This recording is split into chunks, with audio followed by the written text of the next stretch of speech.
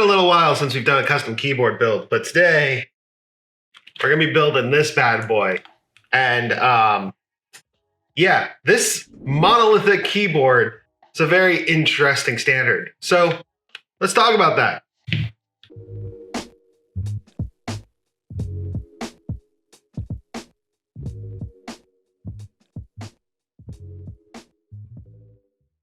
Hello and welcome. My name is Wolfie. You're watching GreaterThanPie. I appreciate you for being here. Let's talk keyboards. When it comes to custom keyboards, more often than not, your options are small, smaller, and smallest. Everything down to just having nothing but the most essential keys, and even sometimes less than that. That, though, doesn't work for a lot of us. In fact, most of us prefer to have a keyboard with a few more keys. And I have personally found that I need at least some of the extra keys in order to make the videos I do for this YouTube channel. Heck, some of the games I even play require some of the function keys, meaning I can't really cut out everything. That is where this layout or this layout come in. These are almost full-size keyboards. You have this one, which resembles a full-size up till about, there's like a little tiny bit missing over here, which really, are you gonna miss it? Or you have this type, which is the condensed version of it. Now, between these two, I will tell you right now, this is so far my favorite custom keyboard layout. And this custom keyboard, well, it's fairly interesting. Like, let's rewind a little bit to before it was fully assembled. Our starter kit today is the Akko Mod 3. So this keyboard is a really cool build. The whole thing is 100% CNC'd aluminum. The weight is aluminum. The top plate, aluminum. The mounting mechanism, aluminum. And it's also a gasket mount keyboard. And this is a true gasket mount with actual flex cuts built into it. The PCB assembles directly to the flex cut plate and then actually has a foam piece underneath it to isolate some of the sound and pinging that you would usually get in an aluminum case like this. Essentially, it's one big heavy unit, and it comes with clip-in stabilizers. The PCB itself has north-facing LEDs and is a 5-pin hot swap PCB. Personally, to add even more flexibility, I actually keep the middle screws of the case unscrewed.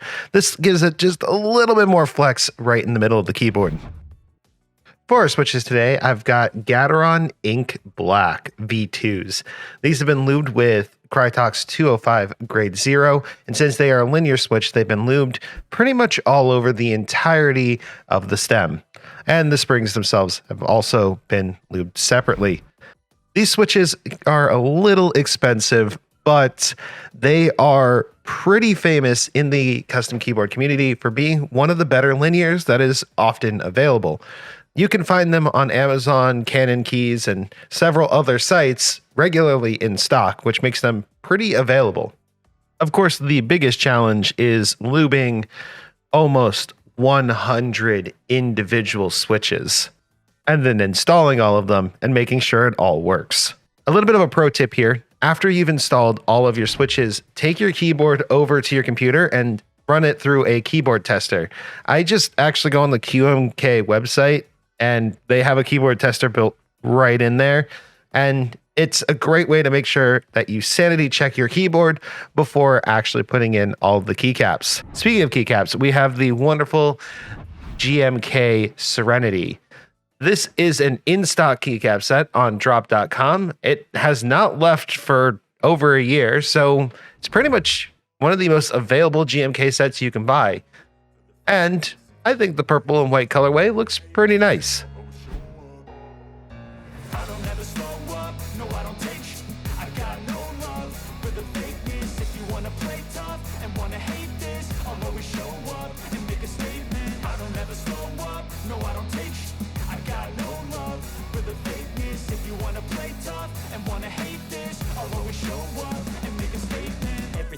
So instinctive and so passionate. Every word I move so descriptive like an adjective. I got a vendetta against people who patented being negative when you should be getting after it.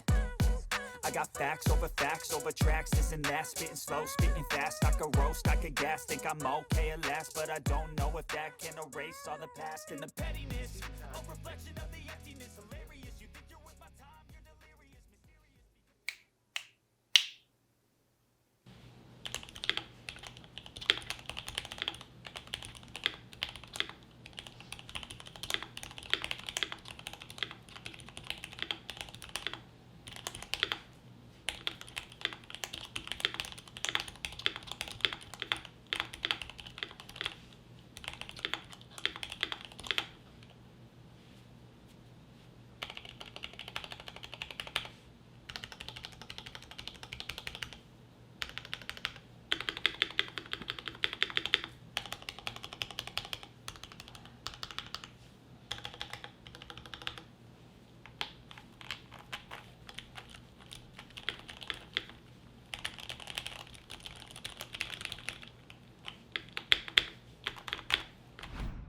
you can see in here, this is a pretty awesome keyboard. I mean, it's got a gasket mount, it's got its own weight system, it's pretty chonky.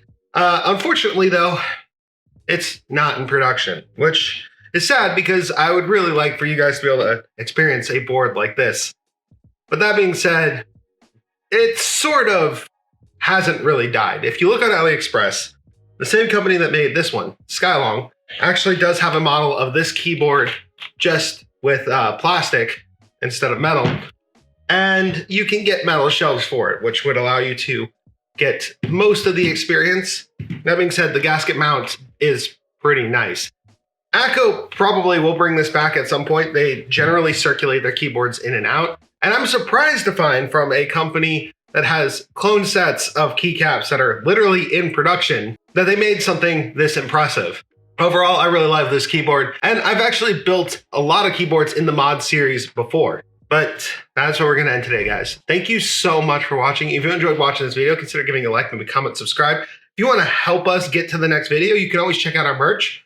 This is currently my new favorite shirt, and I love it, and I'm going to be wearing it way too much. It's, yeah, you can check that out down below on our merch shelf. And yeah, also there's other ways like super thanks. But I really appreciate you for being here, and I'll see you in the next one. Wolfie, out.